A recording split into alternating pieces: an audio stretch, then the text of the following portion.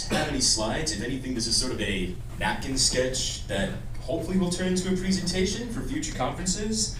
So the topic that I would like to bring up is something about goaltenders, in that I was inspired a while back by an article written by Stephen Burge about how goalies do go through sort of the ordeal that is survivorship bias. And he definitely has some solid points in comparison to other hockey players.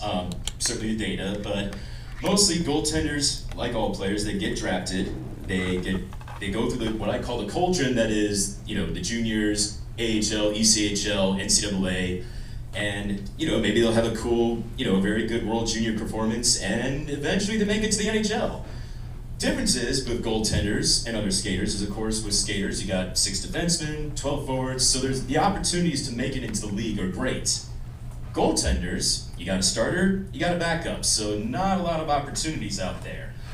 Also, because of that, goaltenders kind of come up through different age groups. They could come up when they're 22, they could come up when they're 26, they could come up when they're maybe even 32, like I guess whoever Chicago's backup was, not Anton Forsberg, yes.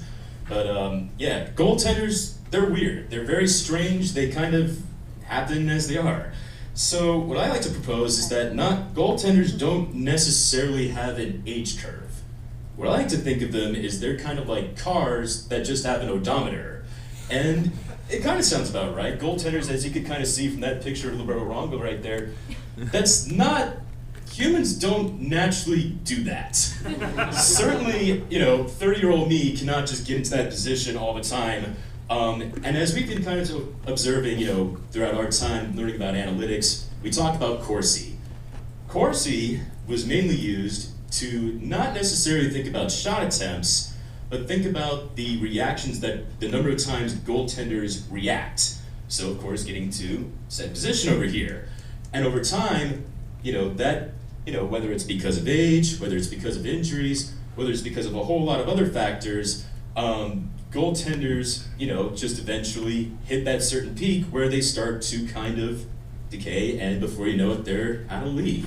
So my thought process, and this is kind of through my time of writing and blogging about hockey, is I've noticed that goaltenders have kind of, by the time, and sure, there are exceptions to this, whether it's Henrik Lundqvist and so forth, but if you're talking about an average goaltender, probably about 300, 350 games, that's where you start to see save percentages, or their data start to go from they're looking quite great, maybe there's a chance of them being awesome, to all of a sudden then they start to peter out and they're no longer in the league. So that's my proposal right there. I like to see if, in the long run, we can not necessarily think about, again, an age curve, but we're kind of thinking about a certain threshold as to when goaltenders peak. So that's my quick little presentation. Any suggestions or advice would be awesome. I'd love to hear it in person, or you could, provide it via online on my Twitter handle at DC Sports Story. Thank you. I think Chris is already running up here.